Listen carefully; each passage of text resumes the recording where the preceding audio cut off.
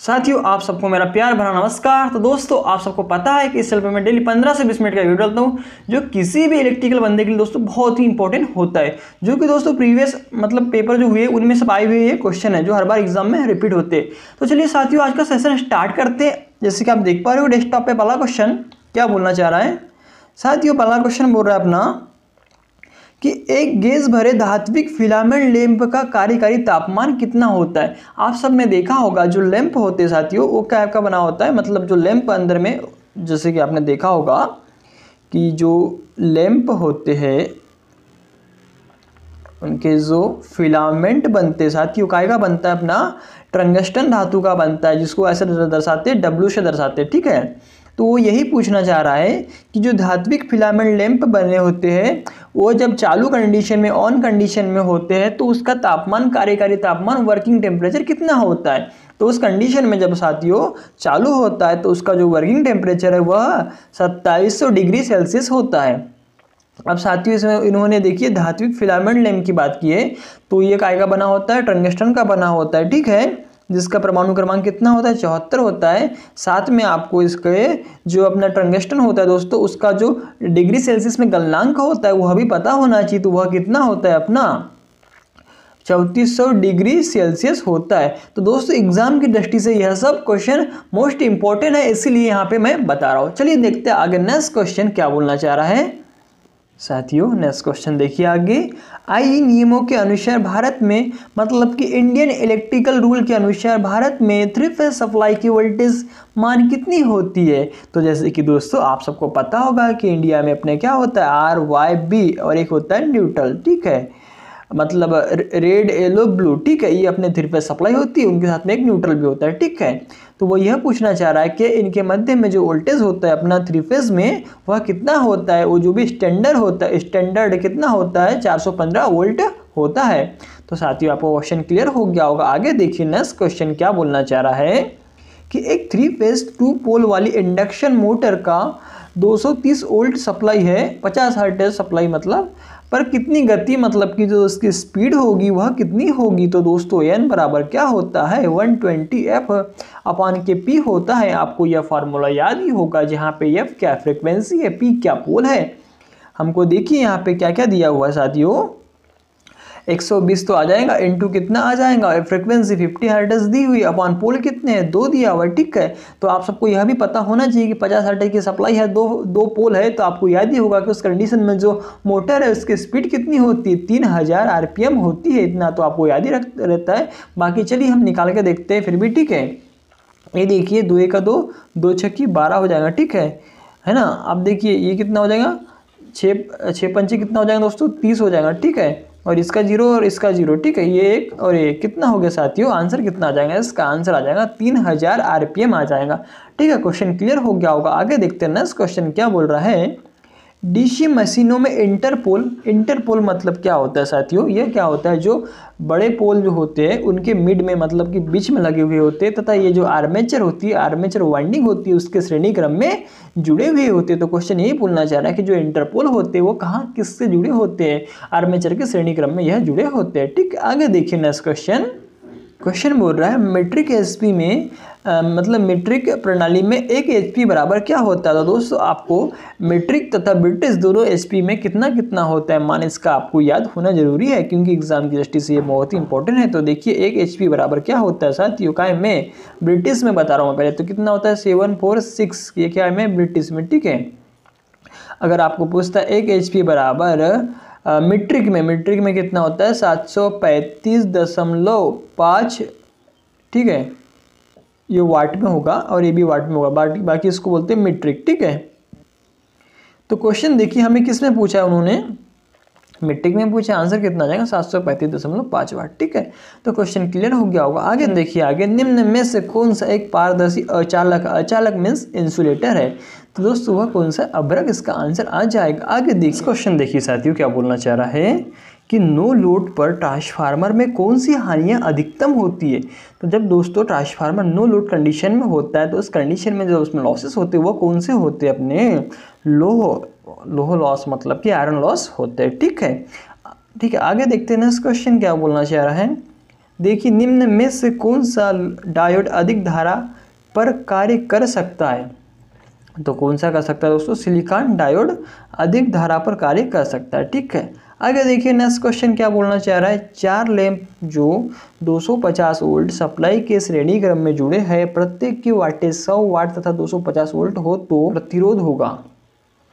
तो देखिए क्वेश्चन बोलना चाह रहा है साथियों, तो इस कंडीशन में आपको पहले पता होना चाहिए कि जो क्वेश्चन में जो अपना सर्किट बनाया हुआ है सीरीज में है कि समांतर में। तो इन्होंने देखिए स्पेशल बोल दिया है कि सीरीज में जुड़ी हुई है। ठीक है, प्रत्येक कितने 100 वाट के। तो देखिए सीरीज में कैसा फार्मूला ये बनेगा, ये देखिए 1 2 3 4। ठीक है, सीरीज ऐसे ही कनेक्शन होता है ना, आप सबको पता होगा। ठीक, कितना दे रहा है? 250 वोल्ट की सप्लाई दे रहा है। साथ में यहाँ पे क्या है, सब 100 वाट के। ठीक है, प्रत्येक। ठीक है, कितने हो जाएंगे? 4 है यहाँ पे ना, 100 वाट के कितने? 4। ठीक है, हमको क्या निकालना दोस्तों?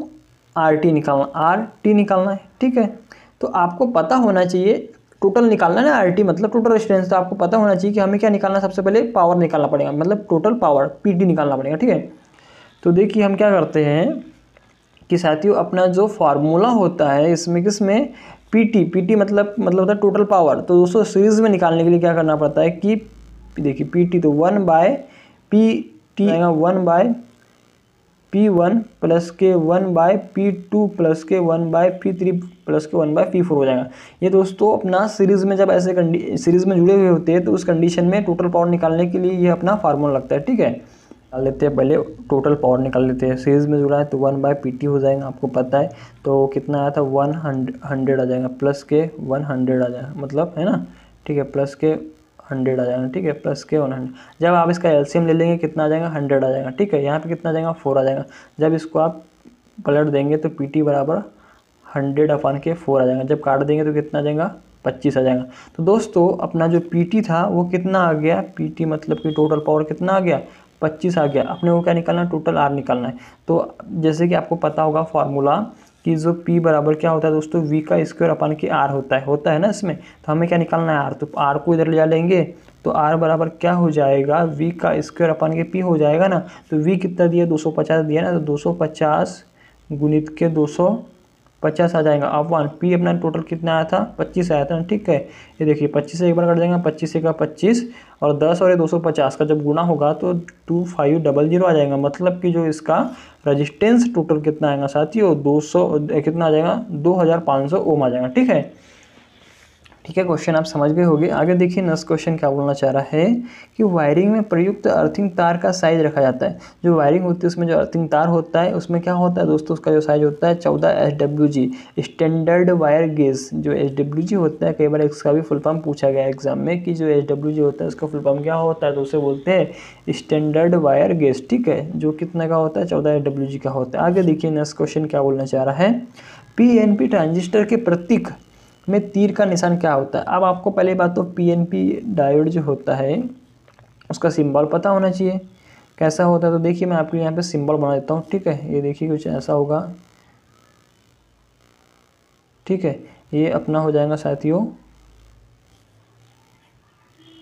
ये देखिए ये बेस है अपना, ये कलेक्टर है और ये ईमीटर है। ठीक है, अब PNP में आपको एक बात हमेशा याद रखना है कि जो धारा होती है वो क्या होता है? ईमीटर से बेस की ओर जाती है। मतलब कि जो तीर का निशान होता है वो अंदर की ओर होता है, किधर में? ईमीटर से बेस की ओर होता है। ठीक है, जैसे कि यहाँ पे मैंने लगा के दिखा दिया। तो देखिए इसका आंसर क्या आ जाएगा? अंदर की ओर होता है। क्वेश्चन क्या बोल रहा है? तीर का निशान किधर होता है? प्रतीक में तीर का निशान किधर होता है? अंदर की ओर होता है। ठीक है, क्वेश्चन क्लियर हो गया होगा। आगे देखिए नेक्स्ट क्वेश्चन।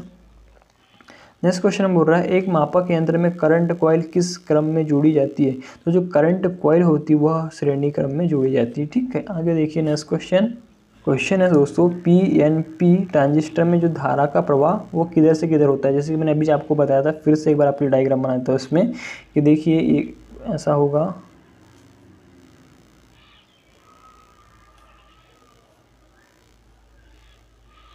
ये बेस हो जाएगा, ये कलेक्टर हो जाएगा, ये ईमीटर हो जाएगा। क्या बोल रहा है? PNP में क्या होता है दोस्तों?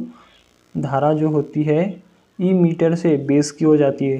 तो ठीक है, इसमें आंसर आ जाएगा दोस्तों। यहाँ आंसर तो कोई सही दिया नहीं है वैसे, इसलिए इसका आंसर आपको लगाना है ईमीटर से बेस की हो जाती है। ठीक है, आगे देखिए नेक्स्ट नेक्स्ट क्वेश्चन बोल रहा है दोस्तों, दो फेज़ों के मध्य नापी गई करंट कहलाती है। कि जब दो फेज़ हो गए तो उस कंडीशन में जो फेज़ करंट मापी जाएंगे वो किसके बराबर होगी, तो उसको क्या बोलते हैं, लाइन करंट बोलते। तो दोस्तों आप सबको यह पता होना चाहिए, जो छोटी छोटी बातें होती है जैसे कि लाइन वोल्टेज क्या होता है, फेज़ वोल्टेज क्या होता है, लाइन करंट क्या होता है, फेज़ करंट क्या होता है, इन सब में क्या क्या डिफरेंट होता है। तो चलिए दोस्तों मैं आपको सबसे पहले क्या बता देता हूँ, अपना जो लाइन वोल्टेज होता है, लाइन वोल्टेज जो होता है वो क्या चीज़ होता है।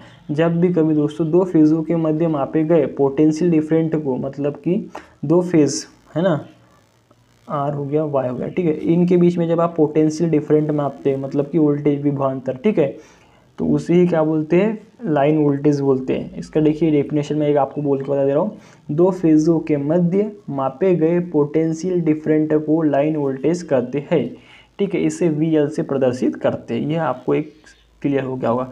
आगे देखते हैं नेक्स्ट इसमें आता है दोस्तों, एक होता है फेज़ वोल्टेज। फेज़ वोल्टेज इसको इससे दर्शाते हैं, किससे, VPH मतलब फेज़ वोल्टेज, ठीक है। ये क्या होता है इसके बारे में भी आपको बेसिक ये सब पता होना चाहिए, ठीक है। अब ये हो गया फेज़ वोल्टेज। तो फेज़ वोल्टेज होता है दोस्तों फेज़ व न्यूट्रल, ठीक है, फेज़ व न्यूट्रल के मध्य विभवांतर को फेज़ वोल्टेज बोलते हैं। मतलब फेज़ व न्यूट्रल के मध्य जो हम वोल्टेज को मेजर करेंगे या फिर विभवांतर जो होगा उसे क्या बोलते हैं, फेज़ वोल्टेज बोलते हैं। इसे VPH से दर्शाते हैं, ठीक है। ये भी आपको क्लियर हो गया होगा। आगे देखते साथियों लाइन करंट, अभी जो यहाँ पे अपना क्वेश्चन में था ना ये लाइन करंट, ठीक है। तो लाइन करंट को दोस्तों इसे IL से दर्शाते हैं, लाइन करंट, ठीक है। यह क्या होता है, यहाँ जो क्वेश्चन दिया है उसी के बेस पे बता रहा हूँ। देखिए इसके एक्चुअली में डेफिनेशन क्या होती है कि किसी फेज़ के श्रेणी क्रम में, किसी भी फेज़ के श्रेणी क्रम में लगाए गए एम्पियर मीटर द्वारा लाइन करंट मापा जाता है। मतलब कि जो एम्पियर मीटर होता है, अमीटर होता है, उससे जो लाइन करंट मापा जाता है किसी भी फेज़ में उसे क्या बोलते हैं, लाइन करंट बोलते हैं, ठीक है। ये आपको क्लियर हो गया। आगे देखिए नेक्स्ट इसमें और एक चीज़ आता है साथियों, यह भी आपको पता रहना बहुत ही इंपॉर्टेंट एग्जाम की दृष्टि से, उसे बोलते हैं phase current, IPH phase current. यह क्या होता है दोस्तों, थ्री फेज़, मतलब कि थ्री फेज़ के तीन अलग अलग लगाए गए साधन की एम्पियर मीटर द्वारा मापी गई करंट को, मतलब थ्री फेज़ सिस्टम में अलग अलग मीटर की सहायता से करंट को मापना ही फेज़ करंट कहलाता है। तो दोस्तों ये आपको क्लियर हो गया होगा, एग्जाम की दृष्टि से यह इंपॉर्टेंट था। आगे देखिए नेक्स्ट क्वेश्चन बोल रहा है कि जो DC में होता क्या होता है, एक होता है दोस्तों 2 पॉइंट स्टार्टर, एक होता है 3 पॉइंट स्टार्टर और एक होता है 4 पॉइंट स्टार्टर। चलिए यहाँ बात किसकी कर रहा है दोस्तों, क्वेश्चन पढ़िए अब। 2 पॉइंट स्टार्टर बोल रहा है, ठीक है। 2 पॉइंट स्टार्टर में निम्न में से कौन सी एक युक्ति प्रयोग नहीं की जाती, मतलब वह कौन सी डिवाइस है जो 2 पॉइंट स्टार्टर में यूज़ नहीं की जाती, वह कौन सी है, NVC है या फिर OLC। इन दोनों में से ऐसी कौन सी डिवाइस है जो हमारा जो 2 पॉइंट स्टार्टर होता है उसमें यूज़ नहीं की जाती। तो दोस्तों आपको पता होना चाहिए कि जो 2 पॉइंट स्टार्टर होता है उसमें जो OLC होती है, OLC मतलब होता है साथियों ओवरलोड कॉइल। यह मतलब इसकी व्यवस्था या फिर इसको नहीं लगाया जाता, ठीक है। तो इसका आंसर आ जाएगा अपना OLC, ठीक है। यह आंसर आ जाएगा, OLC का उपयोग नहीं किया जाता है, प्रयोग नहीं किया जाता है, इस युक्ति को, इस डिवाइस को नहीं लगाया जाता। नेक्स्ट इसमें आपको और एक चीज़ बता देना चाहूँ मैं कि जो अपना 3 पॉइंट स्टार्टर होता है दोस्तों उसमें क्या होता है, OLC भी लगी होती है और NVC होती है। यह सब क्या होती है, प्रोटेक्टिंग डिवाइस होती है, सेफ्टी डिवाइस होती है, ठीक है। NVC का मतलब होता है नो वोल्ट कॉइल, ठीक है। और जो 4 पॉइंट स्टार्टर होता है दोस्तों उसमें भी यह दोनों चीज़ लगे हुए होते हैं, ठीक है। ये क्वेश्चन आपको क्लियर हो गया होगा। आगे देखिए नेक्स्ट क्वेश्चन क्या बोलना चाह रहा है, ट्रांजिस्टर के अमीटर बेस संगम को सदैव किस अवस्था में जोड़ा जाता है, तो उसे सदैव फॉरवर्ड बायस में जोड़ा जाता है, ठीक है। आगे देखिए नेक्स्ट क्वेश्चन, अर्थिंग के लिए प्रयुक्त चालक तार का जो प्रतिरोध होता है वह कितना होना चाहिए। अर्थिंग में जो कंडक्टर यूज़ करेंगे ना उसके लिए क्या होता है दोस्तों, उसका जो रजिस्टेंस होगा है ना, रजिस्टेंस, ठीक है, वह कितना होना चाहिए, 1 ओम होना चाहिए, ये बोलना चाह रहा क्वेश्चन। आगे देखिए नेक्स्ट क्वेश्चन, निम्न में से किस मान को बदलने के लिए ट्रांसफार्मर का प्रयोग किया जाता है, तो वह किसके मान को बदलता है दोस्तों, वह वोल्टेज को क्या करता है, अप तथा डाउन करता है, ठीक है है ना, ये आपको पता ही होगा। और एक ट्रांसफार्मर के बारे में आपको तो बहुत इंपॉर्टेंट चीज़ है, इसके बारे में जितनी भी चीज़ें पता होनी चाहिए वो सब आपको पता होनी चाहिए कि ट्रांसफार्मर क्या है। एक स्टैटिक डिवाइस है जो फ्रीक्वेंसी तथा पावर को परिवर्तित किए बिना ही वोल्टेज को step up data step down कर देता है, ठीक है। तथा यह सहप्रेरण मतलब कि म्यूचुअल इंडक्शन के सिद्धांत पे कार्य करता है, जिसे अन्य भाषा में अन्योन प्रेरण या फिर पारस्परिक प्रेरण भी कहते हैं। क्योंकि एग्जाम में दोस्तों जो निम्मी पैटर्न होता है या फिर निम्मी के लैंग्वेज होती है उस पर आपको वहाँ पे क्वेश्चन देखने को मिलेंगे। आगे देखिए नेक्स्ट क्वेश्चन क्या बोलना चाह रहा है कि एक आदर्श वोल्टमीटर मापी का जो रेजिस्टेंस होता है वह क्या होता है। इन्होंने हमें किसकी बात की दोस्तों, आदर्श मतलब कि आइडियल कंडीशन में। तो आइडियल कंडीशन में जो वोल्टमीटर होता है उसका जो रेजिस्टेंस होता है वह कितना होता है, वह इन्फिनिटी होता है, मतलब कि अनंत होता है। अगर साथियों आपको आदर्श अमीटर का पूछता है और उसका रेजिस्टेंस पूछता है तो उस कंडीशन में जो उसका रेजिस्टेंस होगा वह 0 होगा। तो यह भी आपको याद रखना है क्योंकि दोनों क्वेश्चन बहुत ही इंपॉर्टेंट है, ठीक है। आदर्श अमीटर का बोलेगा 0 होता है, ठीक है। आदर्श अमीटर का बोलता है तो 0 होता है, आदर्श वोल्टमीटर का बोलता है तो वह इन्फिनिटी होता है, ठीक है। क्वेश्चन क्लियर हो गया होगा। इसका आंसर देखिए यहाँ पे अनंत आ रहा है, ठीक है। आगे देखते हैं नेक्स्ट क्वेश्चन क्या बोलना चाह रहा है साथियों, सेंट्रीफ्यूगल स्विच जुड़ा होता है। कि आप सबको पहली बात तो यह भी पता होना चाहिए कि जो सेंट्रीफ्यूगल स्विच होता है यह क्या होता है, क्यों लगा होता है, कहाँ लगाते हैं तथा इसका वर्क क्या है, ठीक है। तो देखिए मैं आपको बताना चाहूँगा जो सेंट्रीफ्यूगल स्विच होता है आप सब ने देखा होगा कि जो अपने सिंगल फेस एसी मतलब कि अल्टरनेटिंग करंट मोटरें होती है ना, आपने देखा होगा ना, सबको पता है, ठीक है। तो उसमें क्या होता है साथियों, एक रनिंग वाइंडिंग होती है तथा एक स्टार्टिंग वाइंडिंग होती है, ठीक है। तो जो सेंट्रीफ्यूगल स्विच होता है वह क्या होता है, अपनी जो स्टार्टिंग वाइंडिंग होती है उसके श्रेणी क्रम में जुड़ा हुआ होता है। किसके स्टार्टिंग वाइंडिंग के श्रेणी क्रम में जुड़ा हुआ होता है, ठीक है। इसको क्यों जोड़ते हैं साथियों, मैं आपको इसका कारण बताता हूँ कि जो सेंट्रीफ्यूगल स्विच होता है स्टार्टिंग वाइंडिंग के श्रेणी क्रम में जुड़ा होता है। ये क्या करता है, जब अपनी जो मोटर होती है साथियों 75 से 80% तक अपनी स्पीड मतलब कि पूर्ण स्पीड बोले या फिर अपने स्पीड पे कितने परसेंट 75 से 80% स्पीड पर जब आ जाती है तो यह जो अपनी स्टार्टिंग वाइंडिंग होती है उससे यह क्या करता है, मेन वाइंडिंग को डिस्कनेक्ट कर देता है। मतलब कि यह स्टार्टिंग वाइंडिंग को मेन वाइंडिंग से मतलब अलग कर देता है। तब उस कंडीशन में जो मोटर होती है सिर्फ मेन वाइंडिंग पे ही या फिर जिसको हम बोलते हैं रनिंग वाइंडिंग पे चलती रहती है। तो ठीक है, क्वेश्चन क्लियर हो गया होगा। यह स्टार्टिंग वाइंडिंग के श्रेणी क्रम में जुड़ा हुआ होता है कौन, सेंट्रीफ्यूगल स्विच। तो नेक्स्ट क्वेश्चन देखिए क्या बोलना चाह रहा है, किसी प्रकाश स्रोत से तल की दूरी बढ़ाने पर प्रदीप्ति तीव्रता होगी। तो दोस्तों यह तल की क्या कर रहा है, दूरी को बढ़ा, मतलब जो अपना प्रदीप्ति है ना, इल्यूमिनेशन, उसकी क्या कर रहा है, ये तीव्रता को मतलब कि बढ़ा रहा, दूर कर रहा। तो उस कंडीशन में जो होगी अपनी जो प्रदीप्ति तीव्रता होगी वो क्या होगी दोस्तों, कम हो जाएगी, ठीक है। अब दोस्तों ये प्रदीप्ति से क्वेश्चन उठा हुआ है तो प्रदीप्ति से जितने भी मात्रक आते हैं, क्योंकि प्रदीप्ति से अधिकतर दोस्तों मात्रक यूनिट्स पूछी जाती है, तो आपको ये क्वेश्चन आया तो मैं आपको बताना चाहूँगा वहाँ से जो मेन मात्रक होते हैं वो पूछे जाते हैं। तो दोस्तों आपको इसमें एक चीज़ यह पूछ सकता है, ठीक है, आपको देखिए मैं क्वेश्चन तो दिखा रहा हूँ, इसमें पूछ सकता है कि जो अपना ज्योति तीव्रता होती है, ज्योति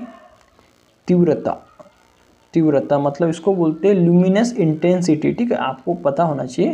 तो इसका जो यूनिट होता है वो क्या होता है दोस्तों, कैंडला होता है, ठीक है। आगे देखिए नेक्स्ट इसमें और एक चीज़ आता है, नेक्स्ट इसमें जो बोलना चाहिए दोस्तों क्या आता है, ल्यूमिनस फ्लक्स होता है, मतलब कि इसको बोलते हैं ज्योति फ्लक्स, ठीक है। इसकी जो इकाई होती है वो क्या होती है दोस्तों, लूमेन होती है, लूमेन, ठीक है। और इसमें एक क्वेश्चन और पूछा जाता है कि इल्यूमिनेशन मतलब जो अपनी प्रदीप्ति होती है, उन्हीं प्रदीप्ति उसका जो मात्रक होता है क्या होता है, इल्यूमिनेशन, ठीक है, उसका जो मात्रक होता है लक्स होता है, ठीक है, LUX, ठीक है, लक्स, ठीक है। तो दोस्तों ये आपको तीनों मात्रक याद रखना, पहले ज्योति तीव्रता कैंडला होगी, ज्योति प्लस का लूमेन होगा और प्रदीप्ति की लक्स होगी, ठीक है। तो ये क्वेश्चन बहुत इंपॉर्टेंट है एग्जाम की दृष्टि से, ठीक है। आगे देखिए नेक्स्ट क्वेश्चन बोलना चाह रहा है, देखिए एक धात्विक फिलामेंट लैंप का तंतु किस पदार्थ का बना होता है। अब इन्होंने देखिए किसकी बात की, धात्विक फिलामेंट लैंप की बात की, ठीक है। अब तो धात्विक फिलामेंट लैंप दोस्तों यहाँ पे देखिए शीशे का नहीं बनेगा, जस्ते का नहीं बनेगा, कार्बन का भी बनेगा, किसका बनेगा, टंगस्टन का बनेगा। सिंपल सा क्वेश्चन है, पता होगा आपको। लेकिन ये जो अपना टंगस्टन है इससे रिलेटेड जो क्वेश्चन बनते हैं वो भी आपको पता होना चाहिए। क्या क्या होना चाहिए कि जो टंगस्टन होता है उसको हम W से प्रदर्शित करते हैं, तथा इसका जो परमाणु क्रमांक होता है 74 होता है, तथा जो इसका गलनांक होता है दोस्तों एग्जाम की दृष्टि से बहुत ही इंपॉर्टेंट होता है, वो कितना होता है 3400 डिग्री सेल्सियस।